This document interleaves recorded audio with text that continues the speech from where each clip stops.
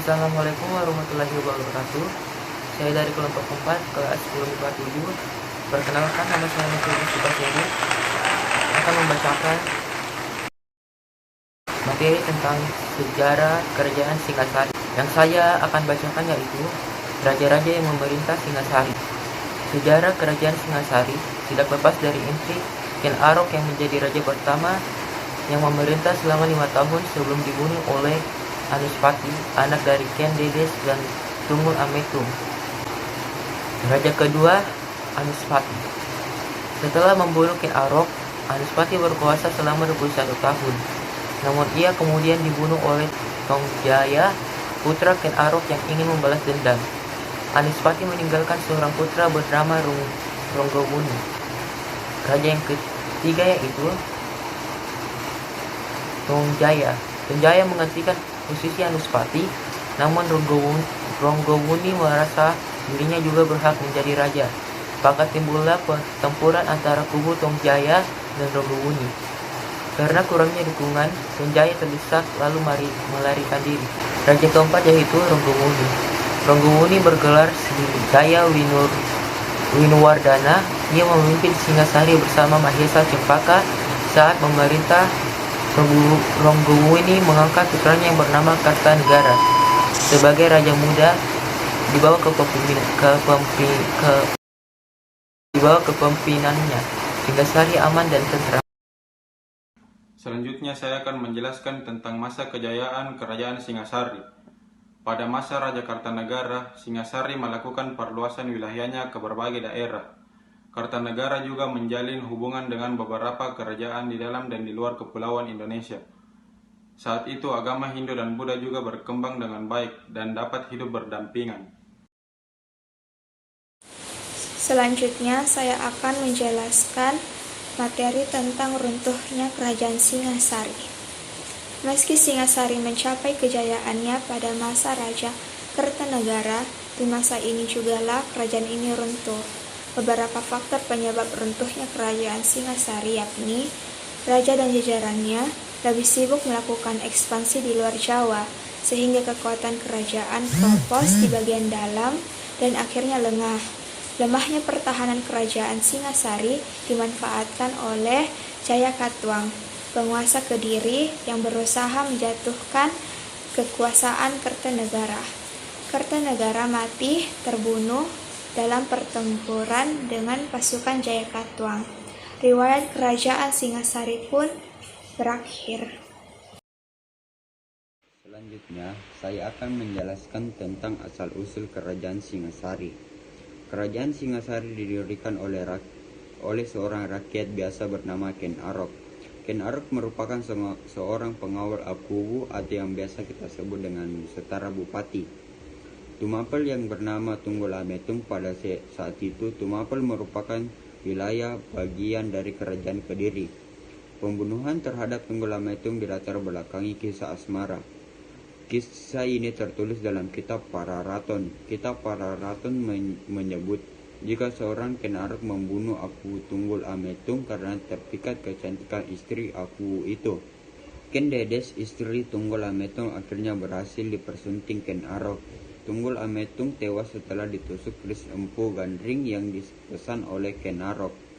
Sebenarnya keris ini masih belum sempurna pembuatannya, namun Ken Arok sudah tidak sabar, maka keris tersebut diminta paksa. Bahkan Empu Gandring tewas sebagai korban pertama keris itu. Di ujung nyawanya, Empu Gandring bersumpah jika keris tersebut nantinya akan membunuh 7 anak keturunan dari raja di Tumapel. Sejak berhasil membunuh Tunggul Ametung, Ken Arok mendeklarasikan sebagai penguasa Tumapel. Nah, di tengah kepemimpinan Ken Arok, Tumapel berniat untuk lepas dari kerajaan Kediri. Pada saat itu pula, di kerajaan Kediri tengah muncul konflik antara Raja Kartajaya dan kaum Brahmana. Kaum Brahmana merasa hak mereka dikungkum oleh Kartajaya. Pun demikian, Kartajaya merasa dirinya wajib disembah para Brahmana sebagai keturunan dewa. Merasa terdesak, akhirnya pada tahun 1254 sebelum Masehi, para Brahmana lari ke Tumapel dan meminta bantuan kepada Ken Arok. Sebagai raja pertama Tumapel, Ken Arok bergelar Sri Rajasa Sang Amurwabhumi. Perang melawan kerajaan Kediri meletus di desa Genter yang dimenangi oleh pihak Tumapel. Dalam kitab Negara Kertagama, tahun 1254 Masehi disebut tahun pendirian kerajaan Tumapel. Dalam kitab ini tidak menyebut nama Ken Arok. Dalam kitab Kertagama dikatakan pendiri kerajaan Tumapel bernama Rangga Rajasa Sanggirini Taputra. Raja ini berhasil mengalahkan Kartajaya, raja kerajaan Kediri.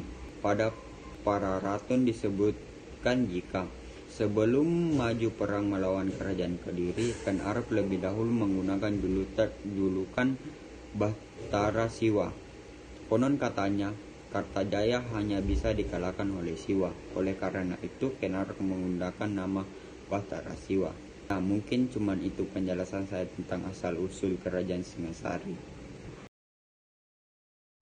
Selanjutnya, saya akan menjelaskan corak agama dan kepercayaan kerajaan Singasari. Di awal berdirinya, saat dipimpin oleh Ken Arok sebagai raja, Singasari memiliki corak agama Hindu. Namun seiring waktu di saat pemerintah Kartanegara, corak keagamaan mulai ada sinkretisme antara agama Hindu dan Buddha. Sinkretisme tersebut menjadi bentuk Siwa Buddha. Salah satunya adalah berkembangnya aliran Tantrayana. Dan Kartanegara merupakan penganut aliran Tantrayana ini. Dalam Siwa Buddha, pemimpinnya mendapatkan jabatan Dharma Diaksa untuk agama yang dianut. Kartanegara menjalankan upacara keagamaan secara pesta pora sampai mabuk untuk mencapai kesempurnaan. Bahkan dalam hal ini, Kartanegara menyebut dirinya Cangkandara, yakni pemimpin dari semua agama. Sekian penjelasan saya tentang corak dan kepercayaan kerajaan Singasari. Materi berikutnya adalah peninggalan-peninggalan kerajaan Singasari. Yang pertama ada Candi Singosari. Candi Singosari terletak di Kecamatan Singosari, Kabupaten Malang. Terletak di lembah antara pegunungan Tengger dan Gunung Arjuna. Berdasarkan pada penyebutannya pada kitab Kertanegara serta prasasti Gajah Mada yang bertanggal 1351 Masehi di halaman komplek candi. Candi ini merupakan tempat pendarmaan Raja Singasari terakhir. Kemungkinan candi ini tidak selesai dibangun. Yang kedua ada Candi Jago. Candi Jago sendiri mempunyai arsitektur yang berupa teras punden berundak. Candi ini cukup unik karena di atasnya tersisa sebagian. Konon bagian atas dari Candi Jago ini rusak akibat tersambar petir. Dan dinding candi dihiasi relief Kunjakarna dan Pancantrata. Secara keseluruhan, bangunan candi ini terbuat dari bahan batu andesit. Ketiga ada Candi Sumberawan. Candi Sumberawan adalah satu-satunya candi yang memiliki stupa yang ditemukan di Jawa Timur. Sekitar 6 km dari Candi Singosari. Candi ini merupakan peninggalan kerajaan Singosari dan benda-benda yang digunakan oleh umat Buddha pada saat itu. Pemandangan di sekitar candi ini terbilang indah karena letaknya di samping atau di dekat telaga-telaga yang airnya bening. Ada arca Dwarapala. Dwarapala ini berbentuk raksasa menyeramkan dengan ukuran 3,5 meter.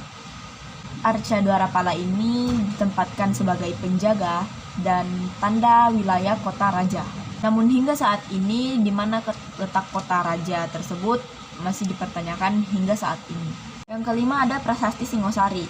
Prasasti Singosari yang bertarik dari tahun 1351 Masehi ditemukan di Kerajaan Singosari, Kabupaten Malang. Ini prasasti tersebut disimpan di Museum Gajah dan ditulis dengan aksara Jawa. Prasasti ini ditulis untuk mengenang pembangun Caitya atau Candi Pemakaman yang dilaksanakan oleh Majapahit Gajah Mada. Keenam ada Prasasti Manjusri. Prasasti Manjusri merupakan manuskrip yang dipahat pada bagian Kakang Arca Manjusri. Manuskrip ini bertarik pada 1343. Prasasti ditempatkan di Candi Jago. Namun saat ini tersimpan di Museum Nasional Jakarta atau lebih kita sering dikenal Monas. Yang ketujuh ada Prasasti Mula Malurung. Prasasti Mula Malurung merupakan piagam pengesahan penganugerahan Desa Mula dan Desa Malurung yang diberikan kepada Prana Raja. Prasasti ini berupa lempengan-lempengan tembaga yang diterbitkan di Kertanegara pada tahun 1255 sebagai Raja Muda Kediri atas perintah ayahnya Wisnuwardana Raja Singasari ke-8. Yang berikutnya ada Candi Jawi. Candi ini terletak di pertengahan jalan raya antara Kecamatan Pandaan dan Kecamatan Prigen Pasuruan. Candi Jawi banyak dikira menjadi tempat pemujaan atau tempat peribadatan Buddha. Yang ke-9 ada Prasasti Wurare. Prasasti Wurare adalah sebuah prasasti yang berisi penobatan Arca Mahaksobya buat tempat bernama Wurare. Prasasti ditulis dalam bahasa Sanskerta bertarik tahun 1211 Saka atau 1289 Masehi.